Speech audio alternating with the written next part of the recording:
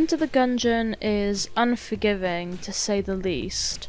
It's a roguelike game where if you die at any point, that's it, you have to start again. When you die, you can either keep the original Gungeoneer and restart, or you can go back to Breach and switch Gungeoneer. Breach is the main hub of the game, where the player can select their Gungeoneer, speak to NPCs, purchase items with hegemony credits, and obviously enter the Gungeon.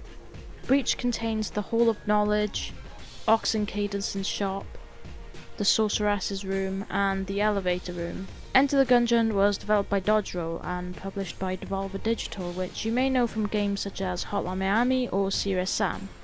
It was released on April 6th, 2016, and the aim of the game is to find a gun that has the power to kill the past. If you've ever played this game before, you know that it's similar to the game The Binding of Isaac, but it's unique in the sense that the art style and characters in the game are vibrant, and the characters can actually interact with the environment like the player by performing actions like flipping a table to protect themselves and hiding away behind cover. While the game is old and you don't see many videos about it nowadays, the game, in my opinion at least, still holds up, and it's insanely fun yet difficult to play.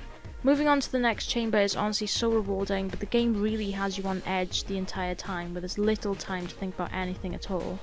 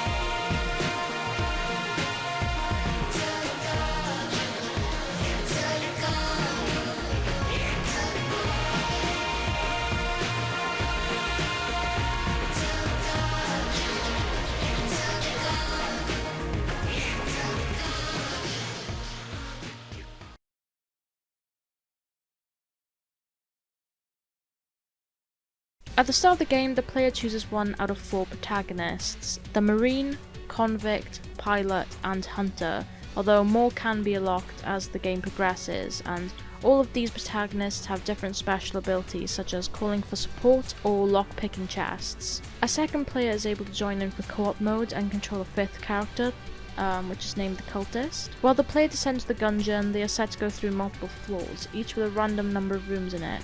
While the rooms are predefined, the constellation of rooms on a floor, the enemies that appear in the rooms, and treasure are procedurally generated.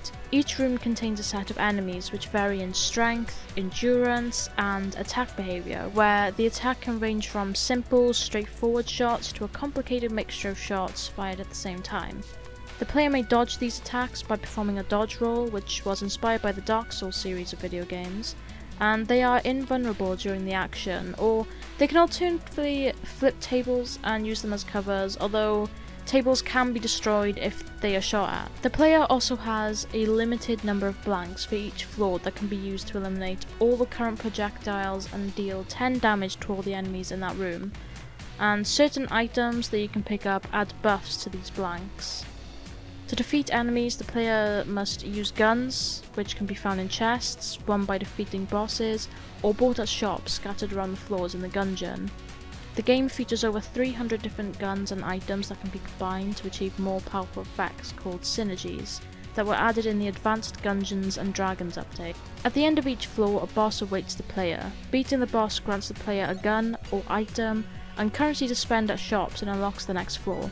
As the player progresses through multiple playthroughs, they may encounter non-player characters that can be rescued from the Gungeon. Once rescued, these characters can take residence at the Breach, a safe level above the Gungeon, and where the player, prior to starting a new playthrough, can spend a type of in-game currency earned from boss fights to permanently unlock special items that will then have a chance of appearing within the Gungeon for all subsequent playthroughs. In the game's A Farewell to Arms update, a new game mode called Rainbow Mode assures that each level will contain one rainbow-coloured chest with a collection of guns in it, but the player can only select one gun from those, and no other chests will be offered throughout the entire playthrough. To summarise, the mechanics of the game are really simple and effective. Shoot, dodge and kill, and along the way pick up new items that will help you. Then repeat this 3 more times for all the Gungeoneers, or 4 if you're playing co-op, and add an extra 5 times on top of that if you've managed to unlock the extra Gungeoneers. While this may sound boring and repetitive, the action-packed and fast-paced nature of the game, along with the randomness of the level design, keeps the attention of the player, despite the fact that the player may smash their keyboard because of how hard the game actually is.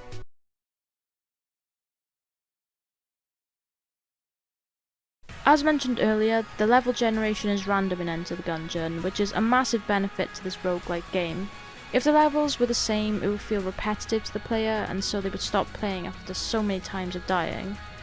On top of this, random level generation ensures that the player can't predict what's going to happen next, so each playthrough is different, which means a playthrough may be super easy or super hard depending on the level generation at that point. Speedruns are also impacted because of the randomness of the levels, but currently the fastest speedrun of one protagonist is 6 minutes and 51 seconds by the player Napalm. The bosses in the game are also different and fresh each time through. Each boss that shows up is also random. In Chamber 1, the boss that shows up the most at the end for me are the Trigger Twins, but recently Bullet King has been showing up more frequently. No boss is the same, but they do have somewhat the same theme to match the level design of the chamber and the overall game. Like in Chamber 1, they are mostly bullet themed bosses to match the Lead Lord part of the name.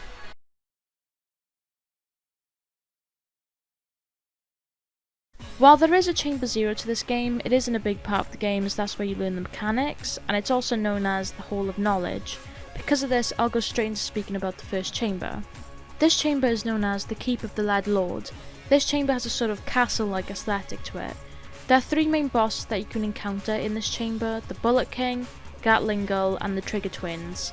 The Gatling Gull, although it has the least amount of total health, which is 700 HP, is pretty hard to defeat in my opinion. The Trigger Twins have a total of 800 HP shared between them, and the Bullet King has a whopping 950 HP. As with all chambers in Enter the Gungeon, Chamber 1's hidden room is hidden behind a fireplace, which you have to extinguish. This room is called the Oubliette. The hatch to this will always be locked and will require 2 keys to open. The boss in this room is named the Blobber Lord, which has 1333 HP. In this room you can find the Old Crest, which grants a piece of armor to protect the player from losing some health. The Old Crest can be placed on an altar in the Gungeon proper, which is the second chamber, which will reveal stairs leading to the Abbey of the True Gun. The player will receive 1 regular piece of armor as a replacement to this. This chamber is not entirely easy, but the overall boss health is low compared to the next few chambers that you have to go through. The Gatling Gull, again, in my opinion, is the hardest boss out of the 3, as his attacks are more rapid and covers more of the boss room, but he does have the least amount of total health, which does make up for the difficulty you have to go through in order to defeat him. I think it's a great way to properly introduce this sort of game, especially to someone who's new to roguelike games. And, you know, if they wanted to get a refund because the game wasn't for them, then, you know, Steam has got your back.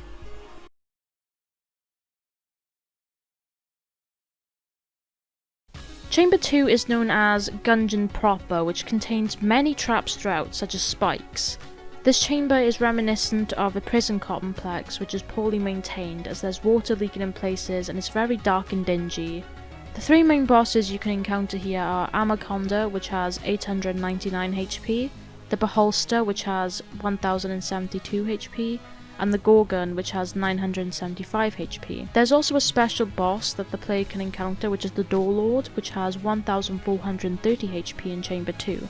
This boss can also appear in Black Powder Mine and Hollow. The Door Lord has a 1.3% chance of replacing any bosses in these three chambers. The Abbey of the True Gun is a secret chamber in the Gungeon, accessed through a hidden passage found in a type of room that's found in the Gungeon proper.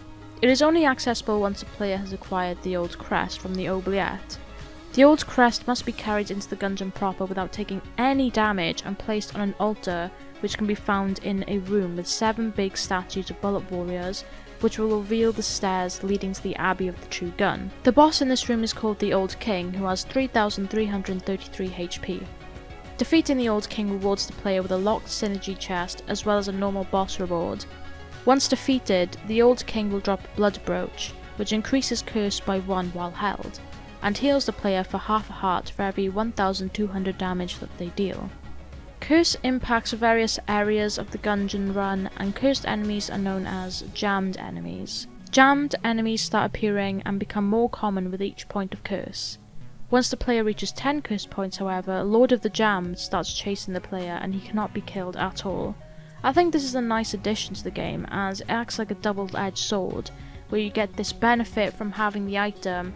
However, you increase the chance of encountering jammed enemies and this big spooky creature that will chase you the entire time and try to kill you. The level, yet again, is randomly generated and features a special boss. Despite being rare, the feeling you get when you see the Door Lord is one of fear yet excitement, because you made it to that 1.3% chance of him showing up and trying to kill you. An odd feeling for sure. I mean, I wouldn't normally be excited to see someone trying to kill me, but he's a rare boss, so you have to be a little excited. The added touch of needing to not take damage in order to keep the Old Crest to access the hidden room in this chamber makes the player feel more tense, as they know that if they want the blood brooch and the other boss loot, they need to dodge as many bullets as they can.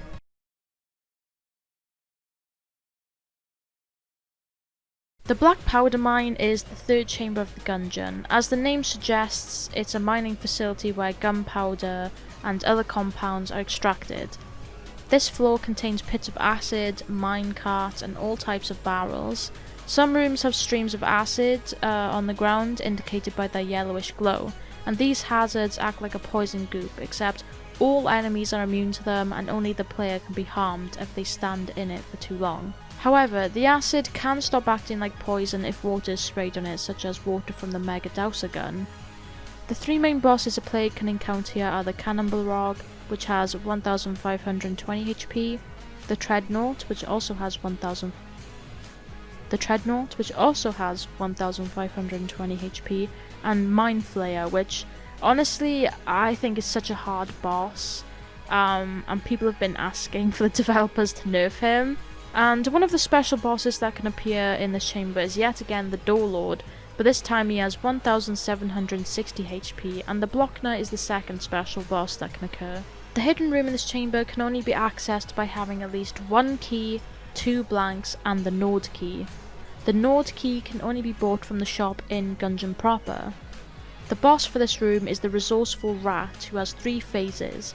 In phase 1, he has 1480 HP, in phase 2, he has 3515 HP, and in the third phase, the player has to face him in a punch-out style manner. After the Resourceful Rat has been fought, the player will be taken to a room with 8 pedestals with 2 keys, 1 glass grindstone, 1 blank, 1 full heart, 1 armor, 1 ammo box, and 1 spread ammo box, along with 4 special chests that can be opened with special rat keys dropped by the Resourceful Rat in the fight.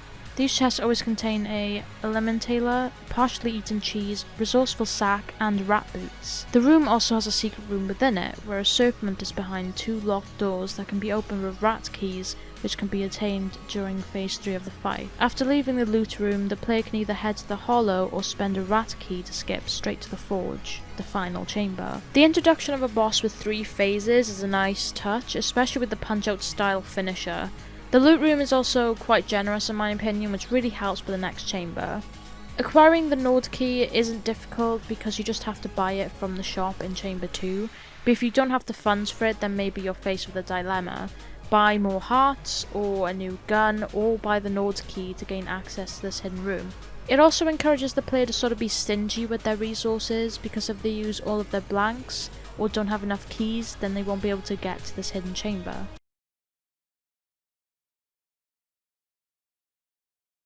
The Hollow is the 4th chamber of the Gungeon. It resembles a large, icy ossuary and introduces various undead enemies.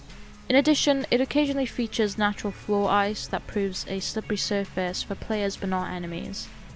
If you enter the Hollow with a master round in your inventory, a special room with the cell creep will always spawn. If the player gives the cell creep a master round and 2 other items, the player will gain access to the RNG department, which is a secret room in this chamber. The 3 bosses the player can encounter are the High Priest, which has 1757 HP, Kill Pillars, who have 555 HP, which equates to a total of 2220 HP between all 4 of them, and the Warmonger, which has 1757 HP.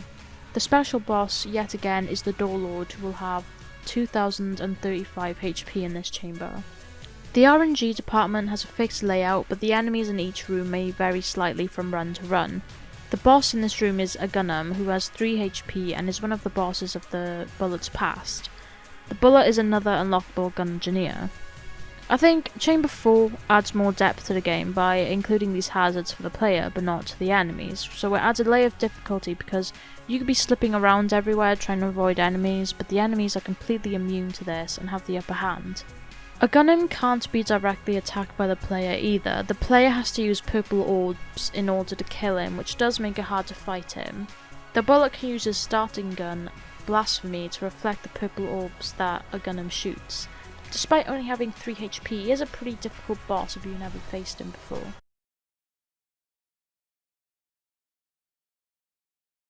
The Forge is the 5th chamber of the Gungeon. It is the final floor required to beat the Pasts. However, Bullet Hell is the true final floor of the game. The chamber is littered with streams of lava, which alert players who may accidentally touch it. Enemies are yet again immune to these pools of lava.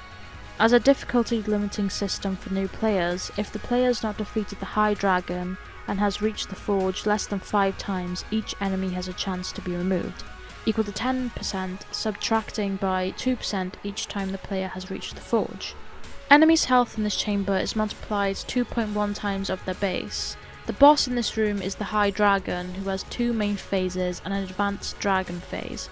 In phase 1 he has 2767 HP, in phase 2 he just has 500 HP, and in the advanced dragon phase he has 5200 HP. After defeating the High Dragon, its body will disintegrate into a skeleton, its skull will drop onto the platform where the player stands, and the spine will form a bridge to the Aimless Void, which houses the gun that can kill the Past. The Aimless Void is a small secondary hub the player arrives at after having defeated the High Dragon at the end of the 5th chamber. It's not a chamber in its own right, but it instead allows the player to end their run by using the gun that can kill the Past. After defeating the Past of all the 4 main Gungeoneers, it also unlocks access to Bullet Hell, along with a save button on subsequent runs.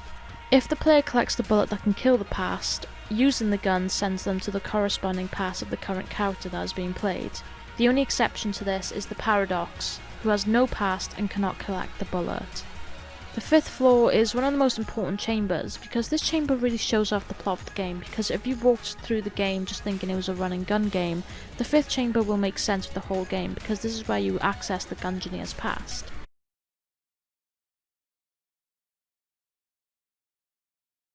Bullet Hell is the 6th chamber of the Gungeon. It contains no shops or treasure rooms, although pickups and chests can still be found upon clearing the rooms.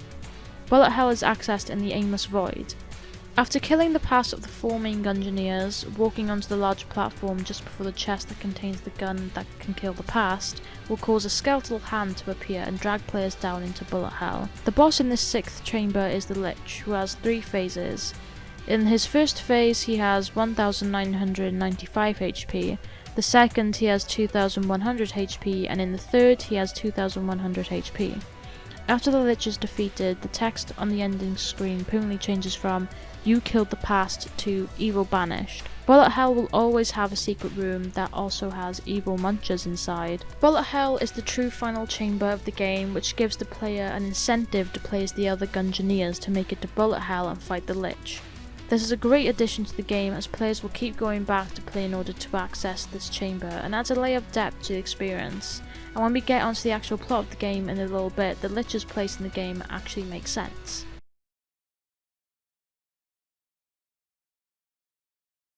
The gun that can kill the past is the Gungeon's greatest treasure and the ultimate goal of any Gungeoneer.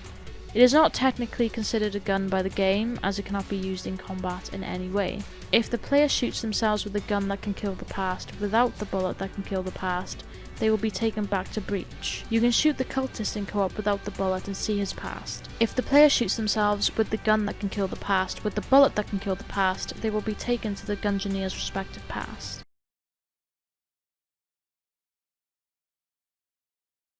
Now you may be wondering why I put the plot here instead of before the chambers, but I wanted to talk about each of the Gungeoneers' pasts at this point, now that we've talked about the bosses and chambers, which are sort of needed to make sense of the plot. If you haven't played the game yourself and you don't want any spoilers, then skip to the next part of the video. The story is a little confusing, but Enter the Gungeon is set in the Gungeon, a shape-shifting dungeon located on Ganymede, a distant planet inhabited by living bullets and other firearm-related life forms. A legend is told throughout the galaxy that, at an unspecified point in the past, an enormous bullet fell from the sky and crashed on the Ganymede's surface, and destroyed a fortress in the process. Its resulting magic subsequently created a time machine of immeasurable power, a gun that can kill the past. The fortress was rebuilt with the highest of security measures to guard the gun, and adventurers known as Gungeoneers hailed from places all over the galaxy to claim their chance at changing their past.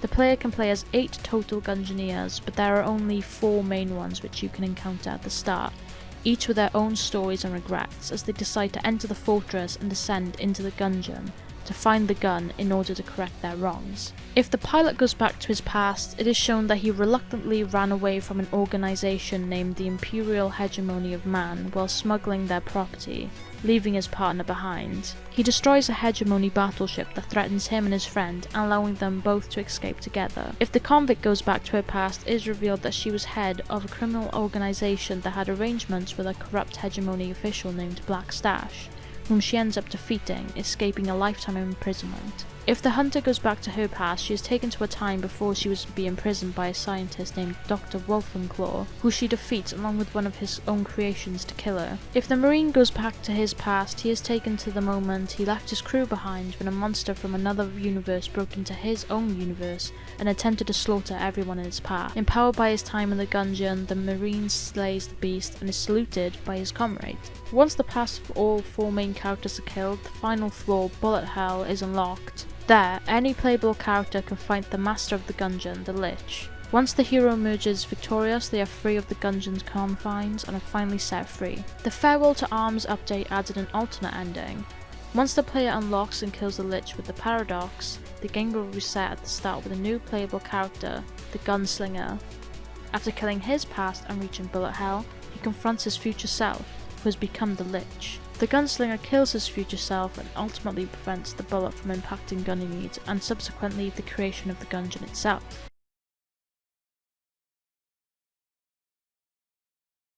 Now, Exit the Gungeon takes place immediately after the events of the Gunslinger's past.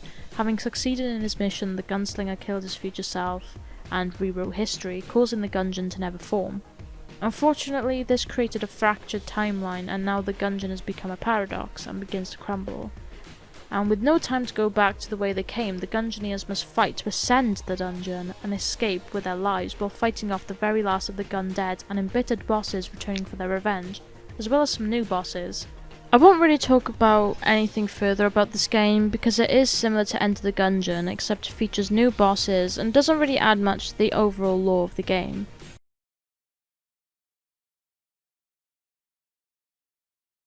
No game is perfect, and Enter the Gungeon, although it is a great game with not a lot of glitches and bugs, it still has some that need to be talked about.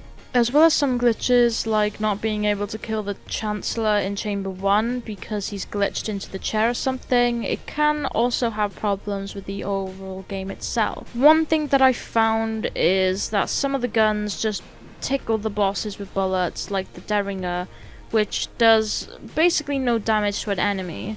Obviously, you will have bad guns in the game, because if all the guns were really good, then the game would be super easy. But some of the items that you get later on in the game through chests or drops, they just tickle the boss rather than make them take any damage. And you get these later on in the game where the bosses are a lot harder. Although, seeing that you can actually make synergies with these types of guns to buff them up, but I don't really like doing that because I'd rather buff up a good gun to make it even better and make the game a bit easier for me. Another issue, and this is kind of a small one, is that there is no preview of the items that you want to buy in the shop. So if you see a gun, the only information you are given is the name of the gun. So if you want to know if it's good or not, you have to minimize the game and search up the gun online, which is just tedious because I don't want to keep going back and forth to searching up guns to see which one is good or not. I think there are a few glitches in the game as well, as talked about earlier. A glitch that I sometimes experience is where the enemies spawn sort of in the walls, so outside the room, and I can't kill them, and it completely ruins my run because then I have to restart the game to fix it.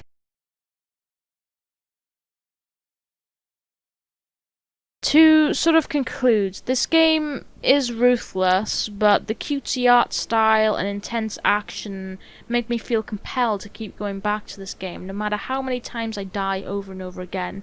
I mean, who wouldn't love a game where bullets are shooting you with their own little bullets? There are around 200 firearms in this game, such as a pea shooter that literally just shoots peas, a t-shirt gun, a gun that is a lowercase r that when you shoot it, it just spells out the word bullet, and a trash cannon that just shoots trash bags at enemies. This game makes me rage, and I've spent hours trying to complete it, but no matter how many times I install and uninstall the game because I've been raging at the game for 3 hours straight, I will always come back.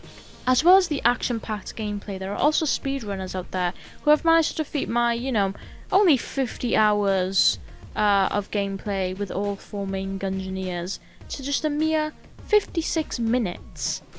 Enter the Gungeon is a really hard game, but it's so fast paced and it's kind of funny, and the story is so obscure yet interesting that it keeps pulling me back. I really hope that when you find the time to play this amazing game, you do, because honestly it's so amazing. Thank you for watching, and I hope to see you all in the next video.